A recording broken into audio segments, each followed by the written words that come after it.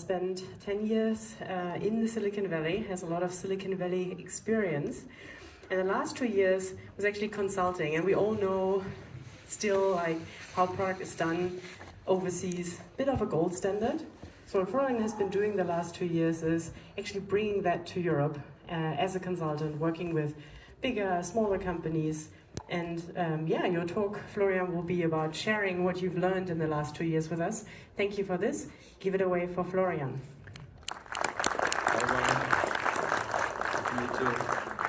I think we still need the slides up. Or are they coming? Can we have the slide? All right, there we go. Hi, everyone. I hope you are post-lunch and post-coffee break. Now you're energized again. I know how it is after lunch. Hi, my name is Florian. I worked indeed 10 years at Google. Actually, not in the Valley, but I mean, I was there a lot. But also here in Zurich. My time was sort of a bit twofold. I spent the first half of those 10 years on Google Maps, particularly directions, and I'll talk a bit more about that later. And then the other half on Google Workspace, so Google's Office Suite, Gmail Calendar, and then later was the product lead for tasks. This talk is not about that. This talk is about kind of what I saw after those 10 years, where through a couple of coincidences, I ended up being an advisor and coach of startups, but also bigger companies in Europe. And I saw some key differences between how product is done in Europe and how it's done in the American companies. And I don't think it's a secret, and I don't think it's a stretch to say that the Americans are kind of ahead of us. I mean, you can just see the amount of successful tech companies we have in Europe versus the American ones. I think that shows. And I do think there are a whole bunch of reasons for that, but there are also reasons in product management on why that is. And that's what this talk is about. There is some juicy opinion in here, hopefully. Feel free to disagree. I think it makes the talk more interesting. Let's have a conversation around that. But here's basically my opinion on those. Let's start. So I have three main ones, and of course you could divide this up a bit differently, but I identified like three key themes in my opinion. The first one, there's one clear process to do product management, isn't there? You just follow it and you build beautiful products. You do your exploratory research, you do your product strategy, you do your design ideation, you do your prototyping, you do your research on that, you build it internally, test it, you launch the thing, you do your tracking and analytics, and you repeat. I'm just kidding. And I saw some people taking out their phones to take photos. Please delete these photos. That was a joke. This is not how you do product management. And unfortunately, in Europe, it's a curse. A lot of people are looking for these beautiful and easy answers, these beautiful and easy processes. And what happened roughly 10 years ago, or maybe before that even, people read books on Scrum. And this is not to like completely bash Scrum in this talk, even though I will mention it a couple of times. There's nothing wrong with it in itself, but it's this overly strong focus on the process, and oftentimes that process being the delivery of the software. Not the discovery, not that what you're building actually is valuable to the user and viable to the business. It's all about on how you do that. And like Itamar earlier on, if you saw that keynote, also had some great points around that. What it in reality really looks like is this. There's an idea, there's arguments. You go back to the drawing board, you have like new ideas, you do a design sprint, you realize, oh, that was all bullshit. You go all the way back, you do wireframes, you talk to the customer, you refine, oh, that wasn't a good idea, but we learned something else. We start from scratch based on that. You combine a whole bunch of things. There's also on this slide, there's beer and coffee. It is messy. And eventually you'll end up at a great product. It is messy, there are no easy answers. And this process obviously looks different for every single product. There is no simple answer. And I think in Europe we need to start looking at acknowledging that. And I think it's increasingly happening, but in my clients, unfortunately, a lot of them are just looking for these like cookie cutters, easy processes to use it. Here's a quote to also back this up a bit. And it's by Jeff Bezos. And Amazon, if you know a bit about Amazon, they are actually fairly structured in their process to product development. Like you've probably heard from maybe Amazon 6-pagers and the PR FAQ exercises that they do. They have like quite you could call it a process around it. a structure, I would say, around it. But then even Jeff Bezos, and that's why I intentionally chose Amazon as an example, because they're a bit more on that side of things, but they're also saying, be watchful that the process does not become the thing. And so often the thing is we talk much more about the process, much more about following the Scrum exercise than actually does it make sense what we're building. And I see that with my clients. For example, I asked them, okay, I've seen like you had an endless exercises around like story points and evaluating how much it's gonna take. There's a lot, huge back and forth between the PO, in that case it's always called PO, usually not PM, between the PO and the engineers and all of that. And I ask afterwards, is this useful? You do this every week. Do you gain anything from it? And every single person in the team tells me, no, this is more of a game. This has literally no impact. It's not useful. Don't do it. The process is not the thing. All right, number one, what's going wrong? Process love. Too much process love in Europe. Number two. All right, so these are all AI generated. You have noticed by now that AI is a theme, but I won't talk too much about AI apart from that I have these photos generated by AI. These are two founders having a great idea. That's awesome, and I really don't think that's the problem in Europe.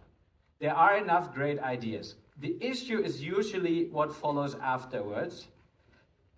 The issue is that founders and executives, if it's a larger company, they fall in love with their little validated solution. They have an idea under the shower, as I like to call it, and then they push the entire organization or their team to just execute that idea. And guess what? If the idea is not a good idea after like a year of building it or whatever, then of course it was the execution. It was not the idea that was flawed. You can't build good products this way. I have an example of like a founder, and of course I won't name the company. I don't think I give too much away. I'm not that specific about it. But this was a health tech company, and they had the great insight that in healthcare, the large medical companies, they're often lacking like user data, and then they have to do surveys and all sorts of things. It's really complicated. And they had the great idea, what if we build apps that are very good actually for customers and help them with their diseases, for example, and we combine these two sides and you give these insights to the pharmaceuticals, to the pharma companies. A great idea in itself, but what they did is they went to the pharma companies, raised a whole bunch of money. It's a successful startup. They still exist and do it now differently, fortunately. But at the time, they went to the pharmas and had contracts that had literally the UI. And the founder just talked to the UXs. They defined the entire UI, the entire app experiences in the contract without any validation. And these were apps that were supposed to be used on a daily basis later. You can't build product that way. And obviously, no surprise to me, it failed. Like these apps were not used afterwards. What you have to do instead, you have to fall in love with the problem. Understand the problem, understand the core of the problem, validate the problem with a whole bunch of your customers. Okay, check problem discovery, and I know it's easier said than done, but check, okay, we really understand the problem. We write it down, we write the metrics for that down, and we're clear on what we're trying to solve. And you don't focus on the solution initially. What you're doing afterwards is, once you have validated the problem, you iterate towards the best solution, and Itamar showed a whole bunch of tools and ways on how you can do that, and you do that close to the customer. That's really important. You don't do that in a laboratory setting. You need to do that with customer data, and in small increments you get closer to the solution. And of course you throw in your solution that you think that's the best, and everybody contributes to that. And you see which one is the better one. And usually it's a mix of those, but it's impossible to know the solution beforehand.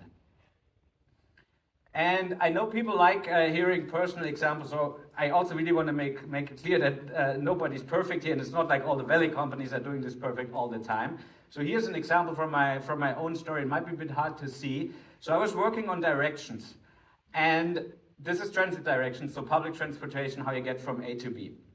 And you probably have used the product. That's the nice thing about working on these products, that you have a lot of users out there.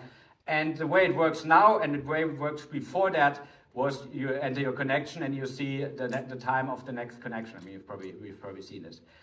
The leadership, and I mean, I was pretty junior in my career, but I also got really excited about it, had the idea, what if we do it more like a guidebook?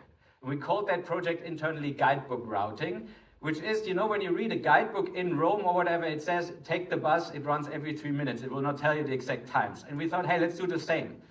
People don't care so much for frequent connections about it, and we just tell them, hey, this is the connection you need, don't need to look it up every time, it runs every 10 minutes. We did that. It was a huge project because we had to pre-compute a whole bunch of things. It was actually quite a lot of work. We changed the entire ranking algorithm, where before it showed you the top result was the one of the next one, the best next connection. The top result now was the one that's sort of like where it's systematically the best connection throughout the day, like averaged out, so to say. And we did very little validation, almost none. Fortunately, shortly before the release, we realized, okay, maybe we do need to put the next trip there. I hope you can see that. But that was about it, and it was a disaster. Turns out people don't like this kind of thing. People want to know the exact time of the next bus. They don't need any of this. And we could have probably found that out by talking to 8 users and validate a bit more and not do this like crazy large project. But we didn't. Big mistake. Learned our lesson. Later we developed the features quite differently.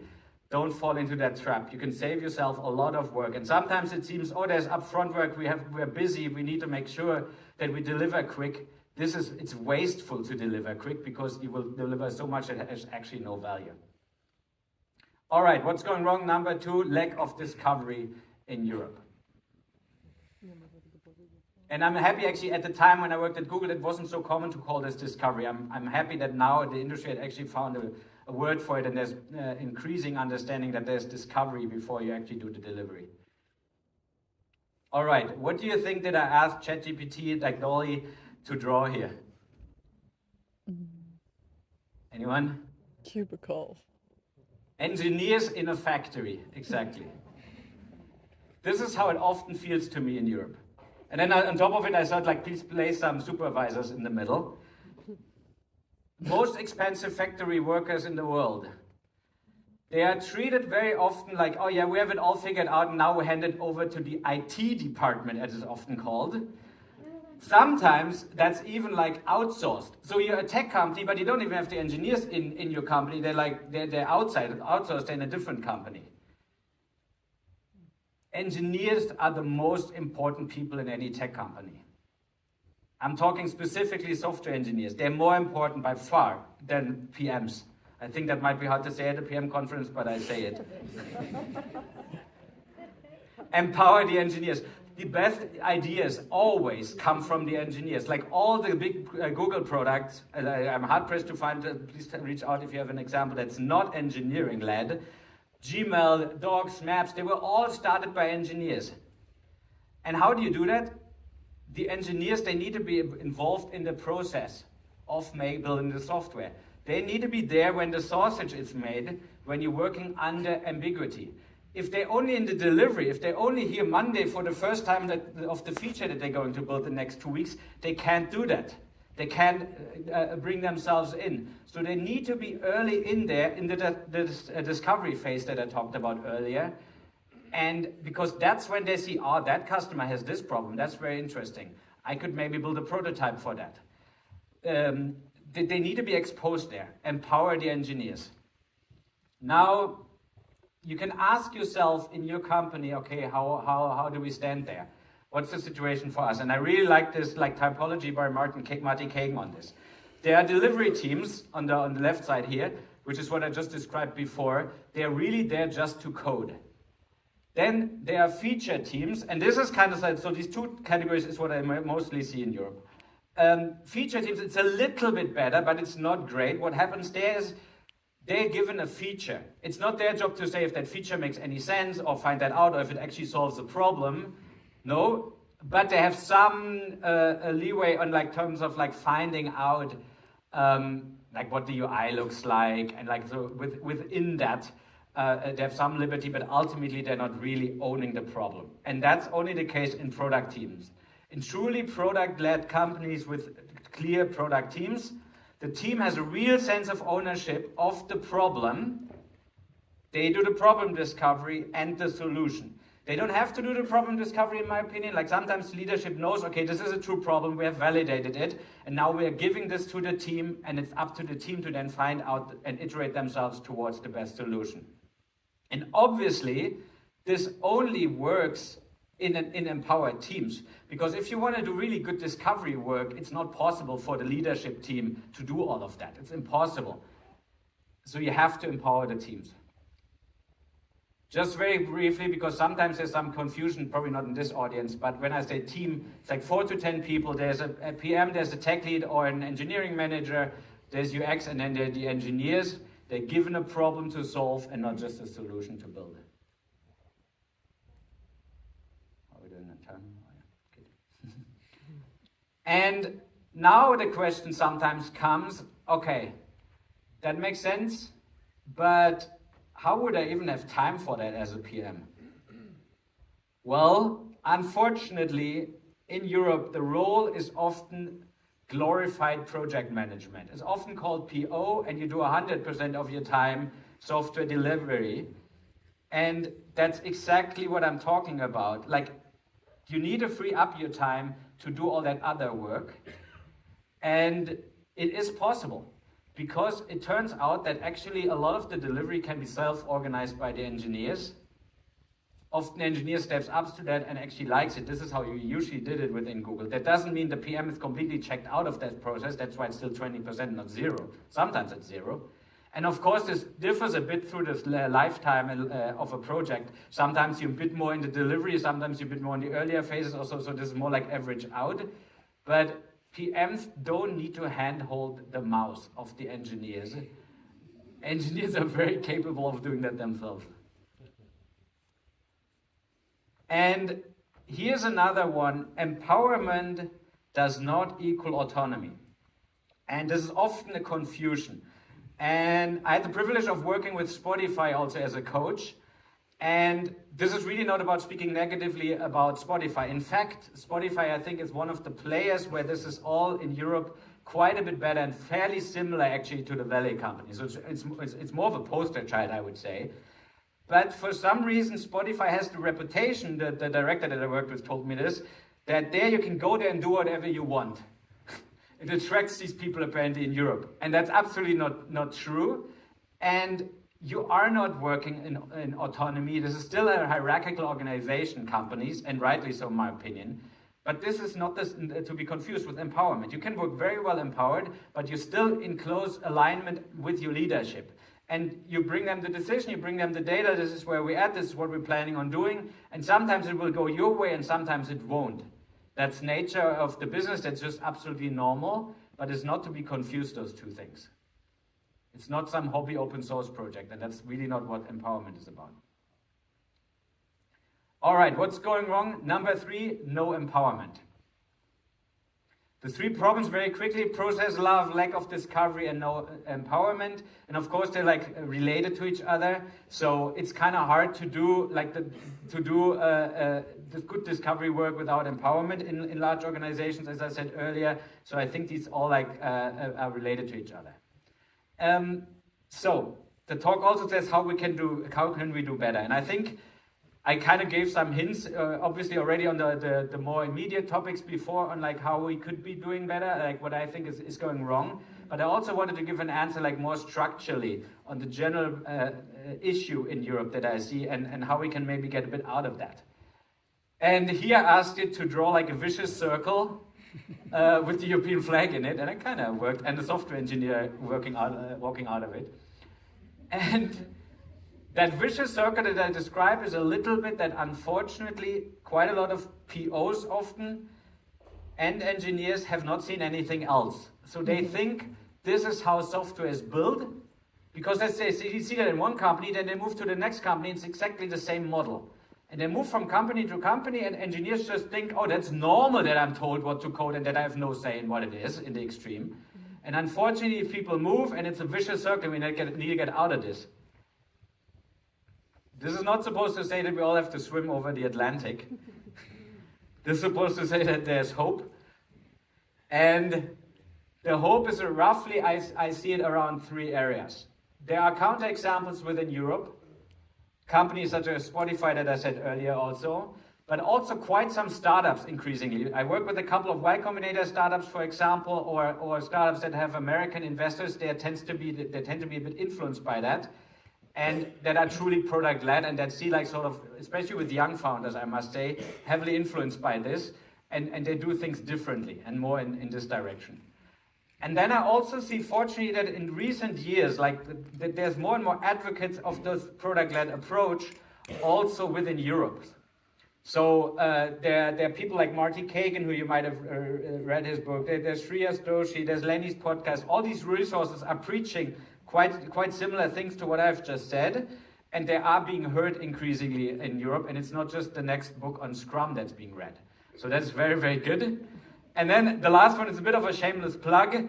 There's an increasing coaching and advisor community within Europe of people who have worked in companies that do it differently, maybe in the Valley, maybe elsewhere, and they can help you. They can help you organization from outside on coaching you day to day or week over week on those things, on your practical situations that you're in, because it's of course one thing to read a book, but then a very different story to actually apply it.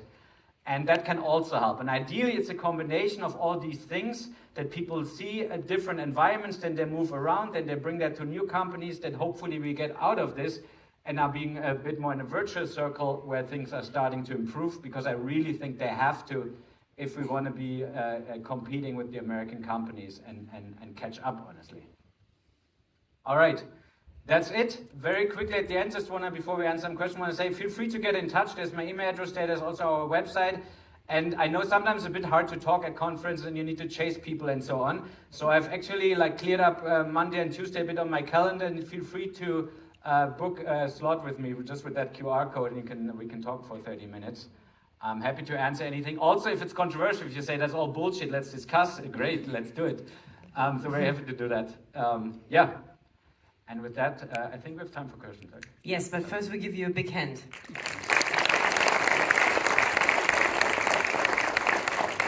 Thank you so much, Florian, for sharing.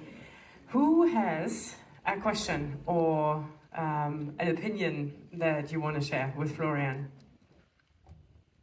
While you think about this. Oh, there you go. There's a first hand up.